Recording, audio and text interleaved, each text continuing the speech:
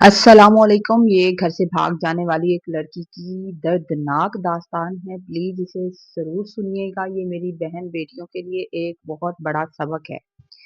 माँ, मुझे माफ कर दो, मुझसे गलती हो गई। खुदा के लिए तुम मुझे माफ कर दोगी तो सुकून आ जाएगा। मैंने रोते हुए अपनी माँ के पाँव पकड़ लिए थे, मगर मेरी माँ ने अपने पाँव पीछे खींच लिए और कहने लगी, दफा हो जाओ मेरी नजरों से। जिस दिन तुमने घर से बाहर कदम निकाला था ना, तुम उसी दिन मर गई थी मेरे लिए। मैं तुम्हारी शक्ल भी नहीं देखना चाहती। मैंने माँ की तरफ देखा और रोते हुए कहा, माँ, वो मुझे बहुत मारता है। मैं बहुत दुखी हूँ। एक बार मेरी तरफ देखो तो सही। मेरी माँ ने चेहरा फेर लिया और मेरा छोटा भाई माँ को आगे लेकर जाने लगा और मुझसे कहने लगा, बस जाओ जाओ यहाँ से। माँ जब तुमसे बात नहीं करना चाहती। मगर मैं अपनी माँ को ऐसे नहीं जाने देना चाहती थी। मैंने दौड़कर फिर माँ के पाँव पकड़ लिए और नीचे बैठ गई। मेरा दुपट्टा गले में लटक गया था और मेरी हालत अजीब हो गई थी। आस पास से गुजरने वाले लोग मुझे देख रहे थे। मैंने फिर से कहा, माँ मुझे माफ कर दो। तुम माफ कर दोगी तो मुझे सुकून आ जाएगा। मेरी माँ ने मेरे चेहरे की तरफ देखा। उसकी आंखें पथराई हुई लग रही थी। वो मेरी चेहरे की तरफ देखकर कहने लगी, तुम रो रो कर पागल हो जाओगी। तुम सिसक सिसक कर मरोगी। तुम्हारा हाल भी पूछने वाला कोई नहीं होगा। जिस तरह तुमने हमारी जिंदगी को अजीरन कर दिया है। तुम्हारा बाप घर से निकलते हुए डरता है किसी से उसका सामना ना हो जाए, कोई उसे तुम्हारा ताना ना दे जाए। तुम्हारे छोटे भाई भाई मोहल्ले के बच्चों से तुम्हारी बातें सुनते हैं तो घर आकर रोते हैं। खानदान की किसी तकरीब में मैं जा नहीं पाती।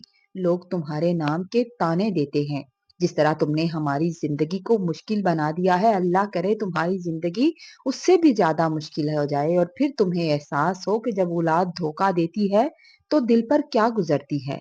मेरी माँ ने आंखों में नफरत लिए अपना चेहरा फेर लिया था और फिर भाई जबरदस्ती मेरी माँ को वहां से लेकर चला गया था। मैं वहीं धाड़े मार मार कर रोने लगी तो एक नर्स मेरे पास आकर कहने लगी, आए मरहम पट्टी करवा लें। हमारे पास वक्त नहीं है। हम आपके मुलाजिम नहीं हैं। आज मुझे मेरे शौहर ने बेतहाशा मारा था और मैं उन जख्मों की पट्टी करवाने के लिए हॉस्पिटल आई थी कि अचानक मुझे अपनी माँ और अपना भाई एक साथ आते दिखाई दिए जो अपनी दवाई लेने के लिए आए थे। अम्मा बहुत कमजोर लग रही थी। मैं लड़खड़ाते हुए कदमों से उठी थी और दोबारा जाकर डॉक्टर के पास बैठी तो एक मेल डॉक्टर मेरे पास आया और पट्टी करने लगा। जैसे ही वो डॉक्टर मेरे पट्टी कर रहा था, उसी लम्हे मैंने दरवाजे से अपने शौहर हमाद को आते देखा। एक मर्द डॉक्टर के पास खड़े मुझे देखकर उसकी आंखों में फिर से अंगारे भर गए और वो मेरी तरफ आया। मेरा नाम सादिया है और जब से मैंने होश संभाला था, मेरी माँ ने मुझे हमेशा यही बताया था कि मैं अपने बाप की दुआओं और सजदों का समर हूँ। मेरे बाप की ये शदीद ख्वाहिश थी कि अल्लाह उन्हें पहली औलाद बेटी अता करे। इसलिए जब मैं पैदा हुई तो पूरे गांव में मिठाई तकसीम की गई, जश्न मनाया गया। मेरे बाप की खुशी का कोई ठिकाना नहीं था। वो मुझे देख कर जीते थे और मैं उनकी आंखों का तारा थी। मैं बचपन से बहुत खूबसूरत थी, लेकिन जैसे ही मैंने जवानी की दहलीज पर कदम रखा, मेरी खूबसूरती में मजीद निखार आ गया था। पूरे खानदान में मेरे हुस्न के चर्चे थे। हर कोई कहता था, सादिया जैसी खूबसूरत लड़की दूर दूर तक नहीं है। यहाँ तक के खानदान के मर्द तो एक तरफ, औरतें भी मुझे हसरत भरी निगाह से देखती थीं। मुझे उस वक्त इस कशिश का इतना अंदाजा नहीं था। मैं बस अपनी ही धुन में मगन रहने वाली लड़की थी। जब मैं स्कूल में 10वीं जमात की तालबा थी तो हमारे ही गांव का एक लड़का मेरा पीछा करने लगा था। वो अक्सर मेरे पास आता, मेरे पीछे आता और आहिस्ता आहिस्ता उसने मुझे अपनी बातों के जाल में उलझाना शुरू कर दिया था। कच्ची उम्र थी और मैं उसकी बातों में आ गई, यहाँ तक कि मैं उसे पसंद करने लगी। हम खानदानी तौर पर चौधरी थे जबकि वो लोहारों का बेटा था और ये समाजी फर्क हमारी कहानी में एक बहुत बड़ी दीवार बन रहा था। मैंने उससे दोस्ती बरकरार रखी और जब मैं स्कूल से कॉलेज पहुंची तो ये सिलसिला मजीद बढ़ गया। वो रोजाना अपनी बाइक लेकर मेरे कॉलेज के बाहर खड़ा होता। मैं अपनी सहेलियों को अपनी वापसी का कहकर उसके साथ शॉपिंग पे चले जाया करती थी या घूमने फिरने निकल जाती। वो मुझे वक्त गुजारने के बाद कॉलेज छोड़ देता और मैं घर आ जाती। इस तरह मेरी जिंदगी दोहरे रुख पर चल रही थी, जहाँ एक तरफ घर वालों का एतमाद था, मेरा बाप को मुझ पर बहुत एतमाद था, और दूसरी तरफ मेरी ये नादान मोहब्बत थी। इसी दौरान एक दिन मेरे चचा के बेटे का रिश्ता हमारे घर आया। चचा और चची बहुत मान मोहब्बत से ढेरों तोहफे और सामान लेकर आए थे ताकि मेरी मंगनी की बात पक्की की जा सके। अब्बा के कहने पर मैंने खामोशी से सब कबूल कर लिया, लेकिन मेरे दिल में गुस्से की आग लगी हुई थी।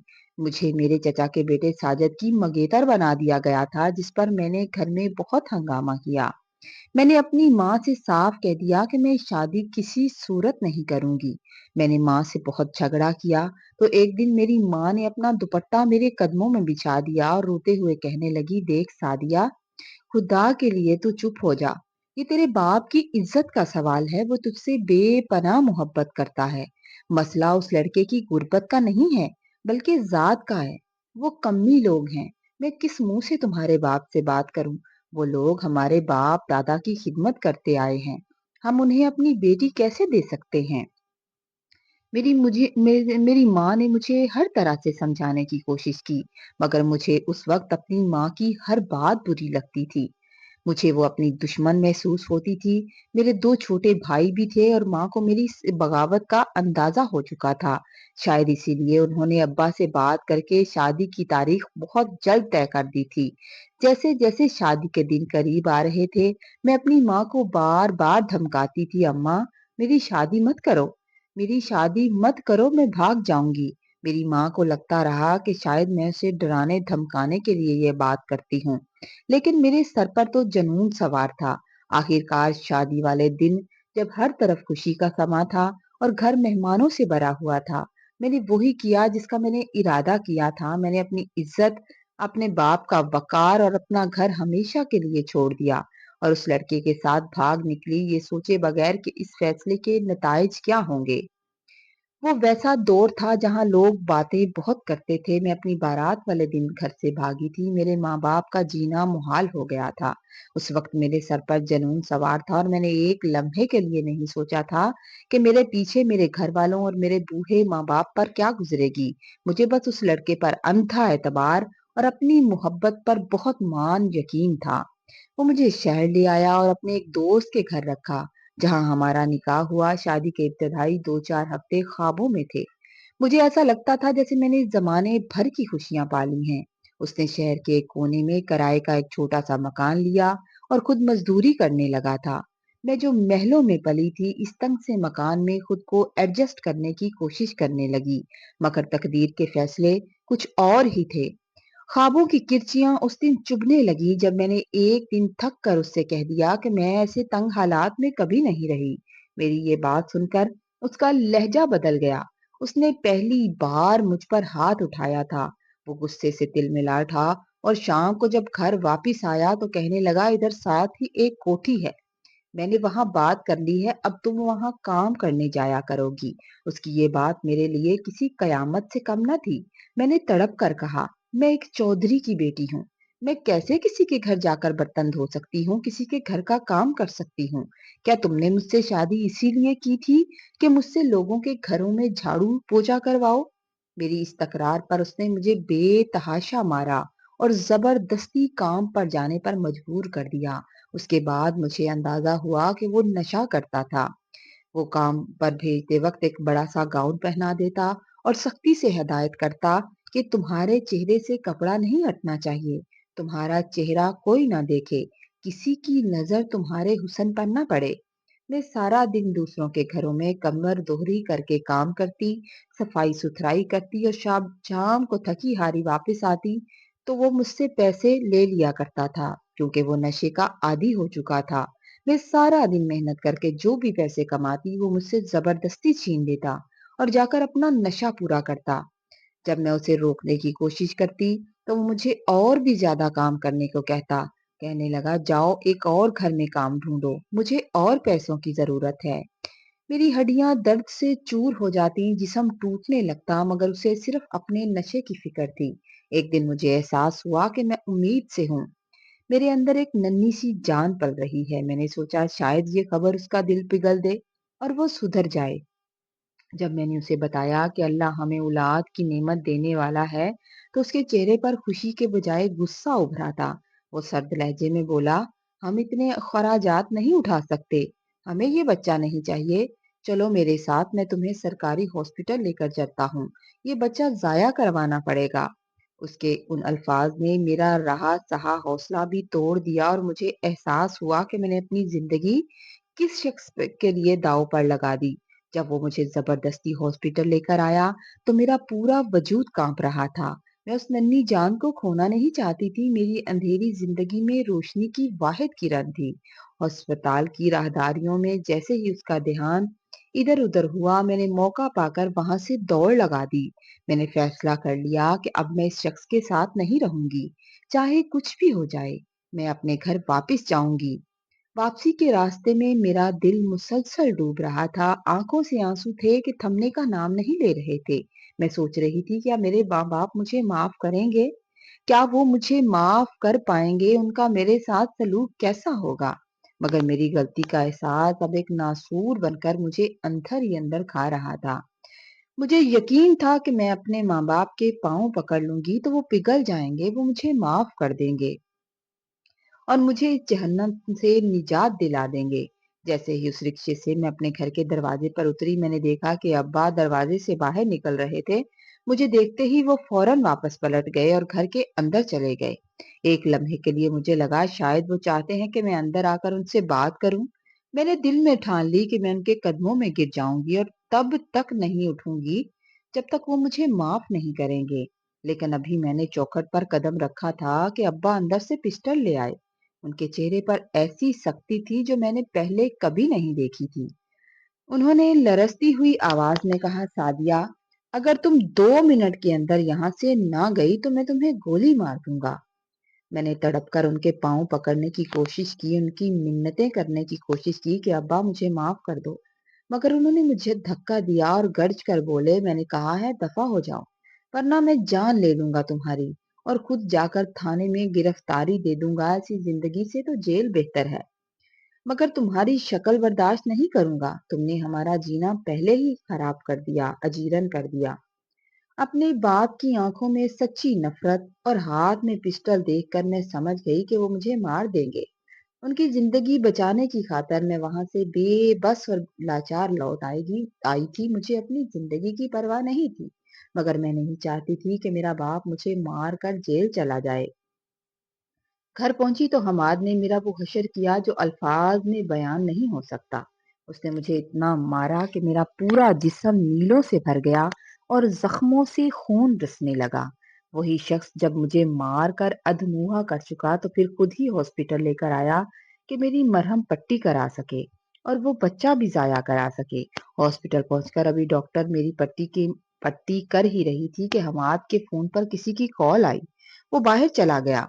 उसी लम्हे मेरी नजर सामने से आती हुई अपनी माँ पर पड़ी, जिसे मेरा भाई सहारा दिए हॉस्पिटल लेकर आ रहा था। मैं सब कुछ भूल कर दौड़ी और माँ के कदमों में गिर गई। मैंने चीख चीख कर कहा, अम्मा मुझे माफ कर दो। मगर मेरी माँ ने पथराई हुई आंखों से मुझे देखा और अपना दामन छुड़ाकर आगे बढ़ गई। वो मंजर मेरी रूह को फना कर देने के लिए काफी था। उसकी खामोश नफरत ने मुझे जीते जी मार दिया। उसके बाद हमाद ने मुझ पर मजीद जुल्म किया, मेरा बच्चा जाया करवा दिया। 3 दिन मैं उस टूटे हुए जिस्म के साथ बिस्तर पर पड़ी रही। मेरा जिस्म और रूह दोनों जवाब दे चुके थे। तीसरे दिन हमाद ने मुझे बालों से पकड़ा, घसीट कर और कहने लगा, क्या सारा महीना इसी तरह पड़ी रहोगी? तुम कमाओगी नहीं तो हम खाएंगे कैसे? मैं लड़खड़ाते और टूटे हुए कदमों के साथ दोबारा लोगों के घरों में काम करने चली गई। सारा दिन मुशक्कत करने के बाद जब रात को वापस आती तो नकाहत से मेरा बुरा हाल था। हड्डियां दर्द से फट रही थी। मैं खामोशी से चारपाई पर लेट गई, मगर सारी रात आंखों में गुजर गई। माँ का वो नफरत भरा चेहरा बार बार सामने आता रहा। रात के पिछले पहर जब जरा सी आंख लगी तो ख्वाब में फिर माँ आई थी और वो मुझे वैसे ही बद्दुआएं दे रही थी। मैं खौफ से चीख मार कर उठ बैठी। हमाद गुस्से से बोला, क्या हुआ बदबख्त, आधी रात को क्यों चीख रही हो? मैंने उसे कहा कि अम्मा बद्दुआएं दे रही थी ख्वाब में। तो कहने लगा, वो और क्या देगी तुझे? घर से भाग कर आई हो तो बद्दुआएं ही मिलेंगी ना, चुप करके सो जाओ। उसकी बात सुनकर मैंने सोचा, वो सच ही तो कह रहा है। जब माँ बाप का दिल दुखता है तो नसीब में सिर्फ ठोकरें और सिसकियां ही रह जाती हैं। मेरा शौहर मेरी हर हरकत पर शक की नज़र रखता था। उसे लगता था कि मैं अपने हुस्न के जाल में दूसरे मर्दों को फँसाने की कोशिश करती हूँ। उसे इस बात का ज़रा एहसास नहीं था कि मैं तो उसकी मोहब्बत में सब कुछ छोड़ कर आ गई थी। मैं जहाँ काम पर जाती वो मेरा पीछा करता, मुझ पर कड़ी नज़र रखता, मैं किसी से बात भी करती, किसी को देखती, जिस कोठी में मैं काम करती थी वहाँ की बेगम साहिबा की एक दिन अचानक तबीयत खराब हो गई और मुझे अपने साथ हॉस्पिटल ले गईं। वो अंदर डॉक्टर के पास मुआयने के लिए गई थी और मैं थकी हारी आंखें मूंदे बाहर बेंच पर बैठी अपनी किस्मत को रो रही थी कि अचानक मेरे बाजू पर किसी ने हाथ रखा। मैंने घबरा कर आंखें खोली तो सामने मेरे बचपन की सहेली खड़ी थी, जो स्कूल में मेरे साथ पढ़ा करती थी। मैं उसे देखते ही उसके गले लग गई। उसके गले लगकर रोने लगी। उसने जब मेरी खस्ता हाली और मुरझाया हुआ चेहरा देखा तो तड़प कर कहने लगी, सादिया, ये तुमने अपने साथ क्या कर लिया? तो तुम क्या सी क्या हो गई हो? ये कैसा जुल्म है जो तुमने खुद पर ढाया है?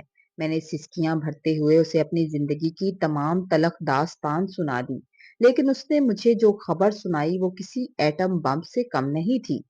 वो कहने लगी, सादिया, जिस दिन तुमने अपनी माँ को आखिरी बार हॉस्पिटल में देखा था उसके ठीक 3 दिन के बाद वो इस दुनिया से रुखसत हो गई थी।